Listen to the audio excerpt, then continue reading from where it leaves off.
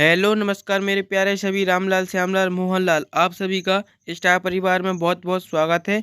दोस्तों, आज के इस वीडियो में हम पढ़ेंगे कक्षा 9वीं हिंदी ब्रिज कोर्स और इसमें हम आ गए हैं सतपुड़ा के घने जंगल पर। तो हम आज सतपुड़ा के घने जंगल को पढ़ने वाले हैं। तो सभी लोग अपनी ब्रिज कोर्स निकाल लीजिए और सतपुड़ा के घने जंगल को पढ़ लेना है। तो इसमें आपको यह जो कविता दी गई है यह किसके द्वारा लिखी गई है? भवानी प्रसाद मिश्र के द्वारा यह कविता लिखी गई है। आपको इसको अच्छे से पढ़ना है। क्या लिखा? सतपुड़ा के घने जंगल, नींद में डूबे हुए से उगते अनमने जंगल। एक कविता की हमने कुछ लाइनें दी हैं जो यहाँ पर आपको पढ़कर बता दी कि इस तरह से आपको पढ़ना है अच्छे से और समझना भी है। सतपुड़ा के घने जंगल। अब हम आते हैं सीधा कार्यपत्रक पर। तो कार्यपत्रक एक में क्या करना है? शिक्षक द्वारा बोले गए शब्दों को लिखना है। तो आपको जो आपके जो शिक्षक हैं हिंदी के, उनको वे जो शब्द बोलेंगे उनको आपको यहाँ पर लिखना है। तो यह आप करेंगे। कार्यपत्रक 2 देखो, इसमें क्या करना है? आओ खेल खेल आओ खेलें खेल शब्द जाल का। क्या करना? हमें एक खेल शब्द का जाल खेलना है। यहाँ पर देखो बहुत सारे वर्ण लिखे हुए हैं और इनको आप यदि जोड़ देंगे तो एक नया शब्द बन जाएगा। तो वह शब्द बनेंगे भाई यहाँ पर लिख देना है। जैसे यहाँ पर ना और दी, नदी को जोड़ दिया तो क्या बन गया? नदी। वनस्पति, वनस्पति को इस तरह से मिला देंगे तो क्या बन जाएगा? वनस्पति। इन वर्णों को इस तरह से मिला दिए तो क्या बन गया? प्राकृति। फिर ये देखो यहाँ पर वायु लिखा, वायु को इस तरह से मिला दिया तो वायु बन जाएगा। संपदा इस तरह से मिला दिया, पर्वत। ठीक है, तो इस तरह से आप है जो इनको लिख सकते हैं मिला के और यहाँ पर लिख देनी है। ठीक है। कार्यपत्रक 3 देखते, इसमें क्या करना है? पेड़ पौधे हमारे लिए किस प्रकार फायदेमंद हैं, अपने शब्दों में लिखिए। तो सभी जानते हैं कि पेड़ों से हमें क्या क्या मिलता है, किस तरह से हमारी फायदा करते हैं। तो वह लिखेंगे। तो पेड़ों से हमें क्या मिलता है? सबसे पहले लकड़ी मिलती है। पेड़ पौधों से हमें लकड़ी प्राप्त होती है, एक फायदा ये है हो गया। दूसरा फायदा क्या है पेड़ों से? पेड़ों से हमें शुद्ध हवा मिलती है। पेड़ों से दूसरा फायदा क्या है कि हमें वो शुद्ध हवा देती है, ऑक्सीजन देते हैं। दूसरा फायदा हो गया। तीसरा फायदा है कि पेड़ों से हमें फल प्राप्त होते हैं। पेड़ों से हमें क्या मिलते हैं? फल, मीठे मीठे फल मिलते हैं। पेड़ों से हमें छाया मिलती है। पेड़ों से हमें क्या मिलती है? छाया, सुंदर शीतल छाया मिलती है। ये देखो 4 फायदे हमने आपको बता दिए। तो इस तरह से आपको कार्यपत्रक 3 को कर लेना है।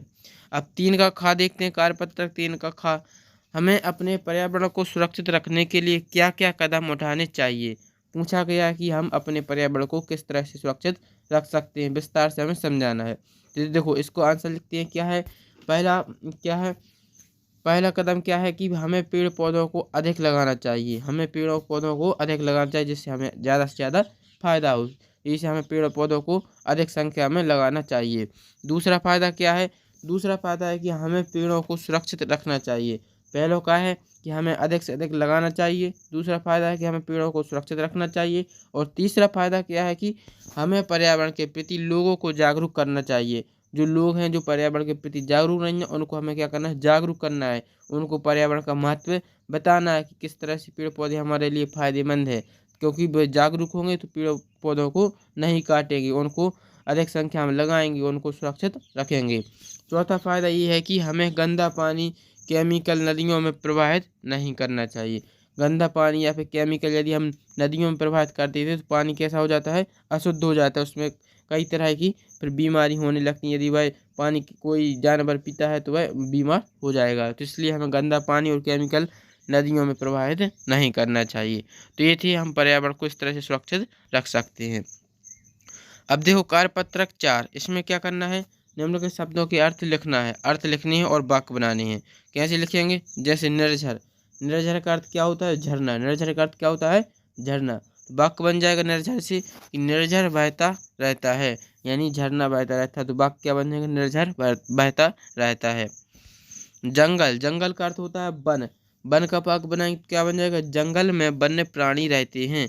जंगल में वन्य प्राणी रहते हैं। तीसरा क्या लिखा? पलाश। पलाश का अर्थ बना जाएंगे तो क्या हो जाएगा? टेसु का वृक्ष है। टेसु का वृक्ष है। इसका वाक्य बनाएंगे क्या हो जाएगा? जंगल में पलाश के बहुत से वृक्ष हैं। ठीक है। अब आते ही बात अज्ञात। अज्ञात शब्द दिया, इसका अर्थ क्या होता है?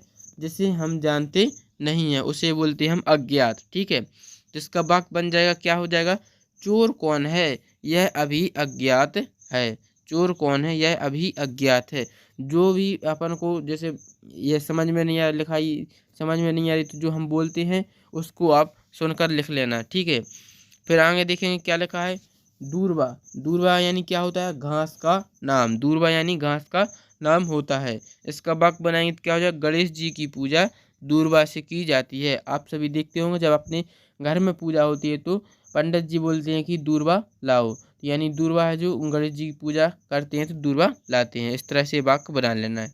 फिर क्या लिखा है, रक्त किसलय, रक्त किसलय इसका अर्थ क्या होता है, लाल रंग की पत्तियां, लाल रंग की पत्तियां। तो वाक्य बन जाएगा, सतपुड़ा के जंगल में पेड़ पर रक्त किसलय लगी हैं, ठीक है। सतपुड़ा के जंगल में पेड़ पर रक्त किसलय लगी हैं।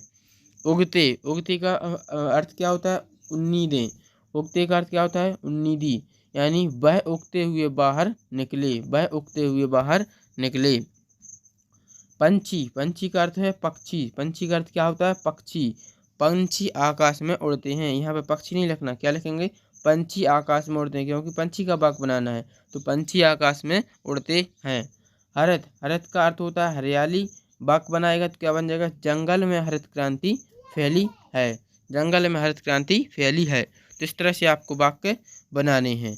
आगे देखते हैं दूसरा क्वेश्चन क्या दिया है, दिए गए शब्दों से कविता बनाकर लिखिए। क्या करना है, यहाँ पर आपको शब्द दिए गए हैं, इनसे हमें एक कविता बनाकर लिखनी है। तो बहुत सी कविता बन सकती हैं। जैसे हमने एक बनाने की कोशिश की, देखो क्या बन गया, जैसे सभी जानवर चले, सभी जानवर चले जंगल की ओर, पहाड़ के किनारे बनाए सुंदर घर, पहाड़ के किनारे बनाए सुंदर घर, पेड़ लगाए कई सारे, तालाब के किनारे चिड़ियाँ आई की कमल को खिलाने। देखो इस तरह से हमने एक कविता बना ली है। आप देखो इस तरह से कविता है, आप इसको लिख सकते हैं। तो इस तरह से हमने इसको आज पूरा किया। यदि आपको यह वीडियो पसंद आया हो तो चैनल को लाइक और एक बार शेयर जरूर करें ताकि आपके सभी मित्र इस ब्रिज कोर्स को पूरा कर सकें।